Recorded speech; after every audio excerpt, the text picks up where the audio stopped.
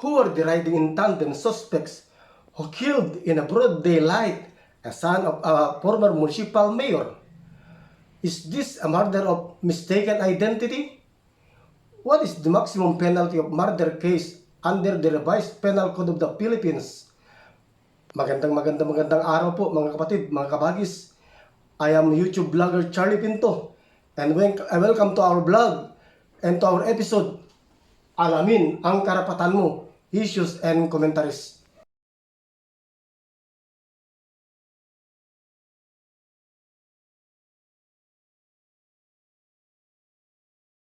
This is a special episode wherein a young politician and a businessman involved in a killing at a broad daylight. A police-based report at about 3:20 p.m. of April 8, 2024. A shooting incident transpired along Quirino Boulevard, Bigan City, Ilocos Sur. The victim was identified as Marion Quemado Tugade, a 28 years old and resident of Barangay Don Alejandro Querubin, Kawayan, Ilocos Sur. He was shot by unidentified motorcycle riding suspects. According to the report, prior to the incident, the victim was driving his vehicle, Ford Everest, with her female passenger when they were shot by said assailants. Victim Marion Tugade sustained gunshot wounds on the left portion of his head and was rushed to the Ilocos Sur Provincial Hospital Gabriel Silang but declared dead while ongoing treatment. Here are some of the pictures of the incidents, including the pictures of the assailants in riding in tandem.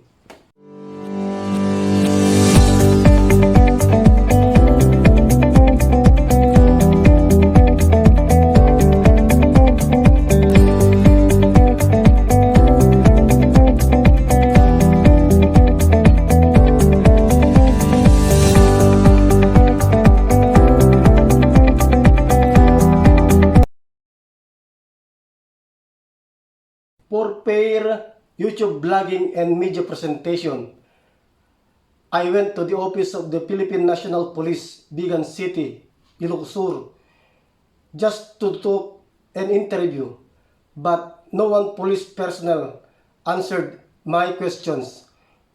And there is a new installed officer in charge in the person of Lieutenant Colonel Remiendo.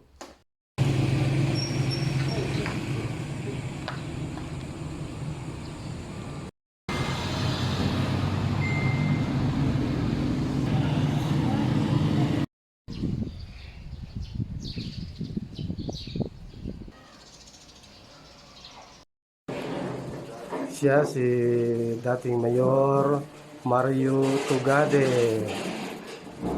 Napakagwapo ni Marion at kuwang-kuwa sa gwapo ng kanyang ama. Gaano pa kalambing si Marion sa inyo, Mayor? Ex-Mayor? Parang speechless na sa wala akong masabi sa akin. Yun lang, wala akong masabi sa akin. Thank you. Yan ang pinakamapahit na tao na nakita ko. Makakapanayan natin ngayon ang butihing ina ng yumao na si Marion Tugade, si Madam Dorothy Quemado Tugade. Madam, bago ang pamamasalang kay Marion, ano ang mga pangitain o premonition na nararamdaman ninyo? Hindi ba nagparamdam sa iyo ang ganitong kamatayan ng inyong anak? Wala siyang pinaramdam sa akin. At wala akong naramdaman na kahit na ano na ganito ang nangyayari sa kanya. Kasi itong anak kong ito, mabait na bata yan. Gusto niya gusto niya ng mapayapang kahit peace, lahat ng mga kaibigan niya, marami siyang kaibigan, wala siyang inaagrabyadong tao, very jolly na bata. Lahat ng mga kahit tanong nyo sa mga tao, mga kaibigan niya, lahat sinasabing jolly, very jolly na bata ito. Napakabait, napakagalang. Lahat uncle, auntie, lolo, lola, sa bata man, matanda. Wala akong masabi sa anak ko ito. Kaarawan ng kanyang birthday nung maganap ang pamamaslang, madam, meron na bang konting salo-salo na naganap noon bago ang pamamaril? Wala pang salo-salo kasi ang plano namin dinner sa mga family members lang at mga kaibigan niya. Alam mo na mga ang mga ganitong edad, konting shot-shot lang. Pero may meeting kasi siya ng umaga hanggang sa hapon ng kanyang work, yung sa trabaho niya. Meron siyang meeting maghapon, kaya hindi na, parang nag-celebrate na rin siya doon sa meeting nila. So, sabi niya, sa gabi na lang, sa dinner na lang, tayo maghahanda, sabi niya. Yun po bang kasama niya sa sasakyan na Ford Everest, madam, na nasa harapan isang nurse? Kaano-ano niya yung nurse na kasama niya sa sasakyan? Actually, first time ko rin siyang makita noon, that time, nung pumunta ako doon sa scene. Pero siya kasama, ang sabi nila kasama niya sa trabaho, sa insurance, kasi insurance agent din siya. Parang alam mo na yung insurance agent, nagre-recruit yan ng mga agents. So, isa siyang recruit ng anak ko para maging ahente. Alam mo naman ng mga trabaho, maraming gusto lang mag-sideline din, kaya ganyan, ginusto naman nila. Kaya nung first time ko makita yon na kasama niya. And wala namang siyang, yun lang ang alam ko na kasama niya sa trabaho, yun ang sabi nila. Hanggang doon lang ang alam ko sa kasama sa kotse sa Ford. Ito kayang pagkakapaslang kay Marion Tugade, madam, bagamat siya ay isang politiko din dahil kumandidato ng 2 beses pagka Sangguniang Bayan, member ng Kawayan, Ilocos Sur. Sa palagay ninyo, walang inclination ng politika ito o walang kaugnayan sa local politics ang kanyang pagkakapaslang?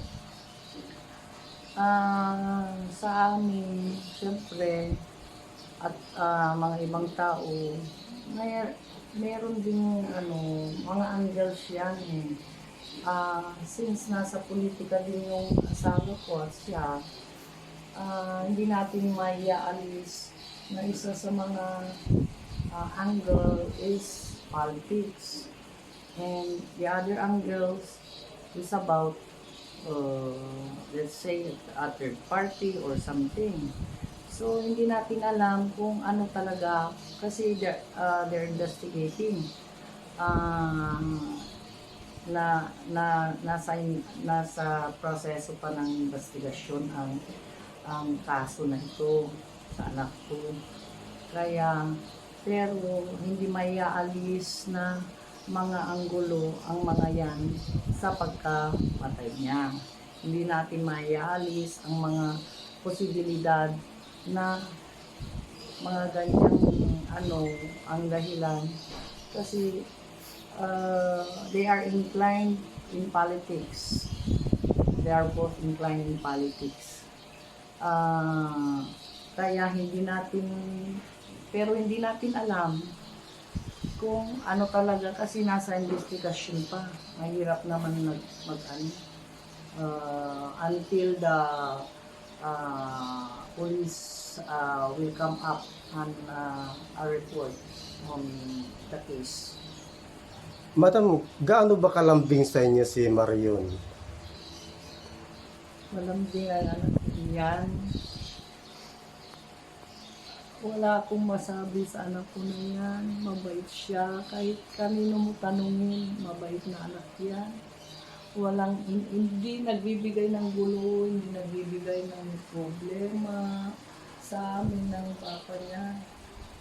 Mabait siya. Siya ang clown ng pamilya namin. Kasi very jolly na tao. Always smiling. Yan ang mahirap kong makalimutan, ang parati niyang smile.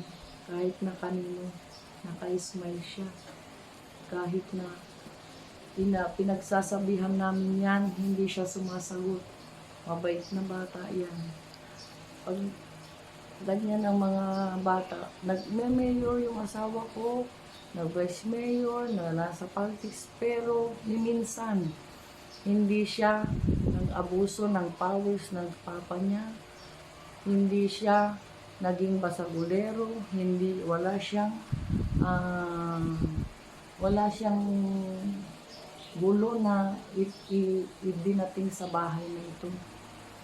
Walang pakakaanuan ng pakakasaltaan ng asawa ko. Ma'am, anong pakiusap nyo ngayon sa Philippine National Police para sa agarang justice na tatamo para kay Marion? Yun lang ang gusto naming minimithi, ang justice para sa anak ko. Sana masolve itong kaso na ito kasi marami pang ibang kasong alam kong hindi nasosolve na ganitong kaso, kaya sana ma-solve itong kaso na ito para naman mabigyan ng justice ang anak ko. At salamat naman sa mga sa provincial government at LGU Bigan sa pagbigay ng reward kung sa makakahuli sa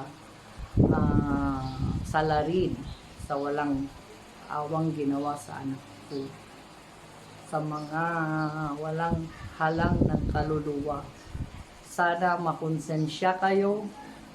Kung hindi man makamit ng anak ko ang hustisya dito sa lupa, ang Diyos na po ang bahalang magbigay ng hustisya para sa kanya.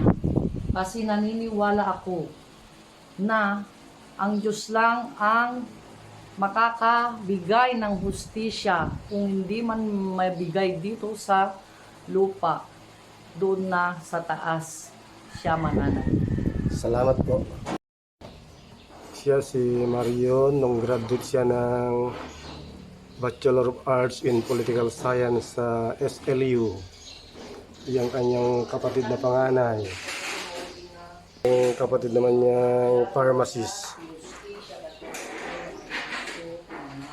Mga raming hustisya para kanya.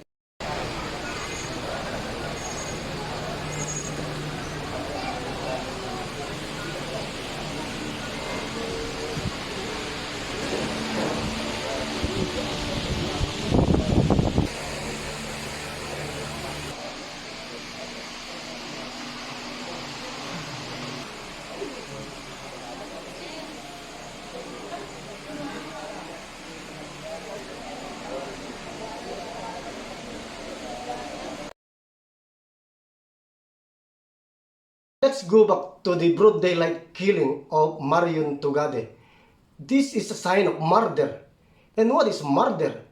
Under Article 248 of the Revised Penal Code of the Philippines, any person or taking advantage of superior strength with treachery, with the aid of armed men, or employing means to weaken the defense of all means or persons to ensure of afford impunity or in the consideration of a price, reward, or promise.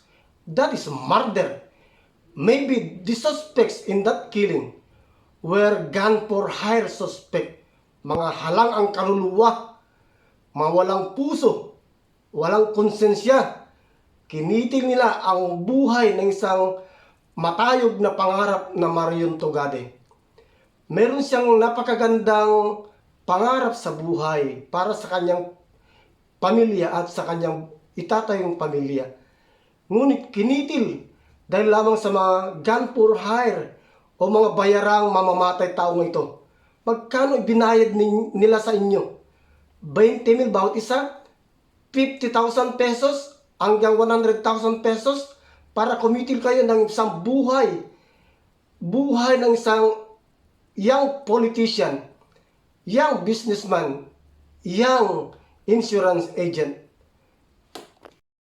Murder is punishable by reclusion perpetua according to our law, and imprisonment of 20 years to 40 years. Eh kung nakapatay ka ng edad 30 at 40 years ang maximum imprisonment mo, 70 years old ka, makakalabas ka kung mabigyan ka ng parol. Although yung reclusion perpetua na tinatawag ay ibang term, life imprisonment, pero 20 to 40 years lamang ang imprisonment yan. At dun sa burol mismo, I got interviewed some of the residents in Kawayan. At sinasabi nila, napakabait naman na tao itong si Marion Tugade. Wala siyang inaagrabyadong mga tao. Palakaibigan. Dahil dati siyang SK chairman. Ganon din ng kanyang ina, napaka-bait na paglalarawan ng kanyang ina ang sa kanyang anak na si Marion Tugade. Isang malambing na anak.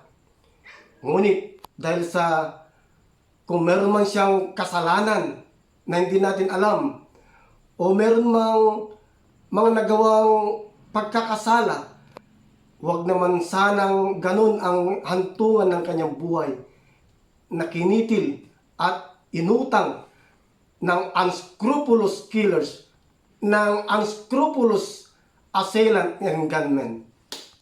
Panawagan ng kanyang pamilya, ng kanyang mga kamag-anak at ng kanyang mga kaibigan, justice for Marion Tugade. Justice for Marion Tugade. Ayon sa aking bubuit, walang nang-aapi kung walang nagpapaapi. Bawal ang nga. Maraming salamat po. Agyusak mo na itagina. Agyamanak. Bye-bye.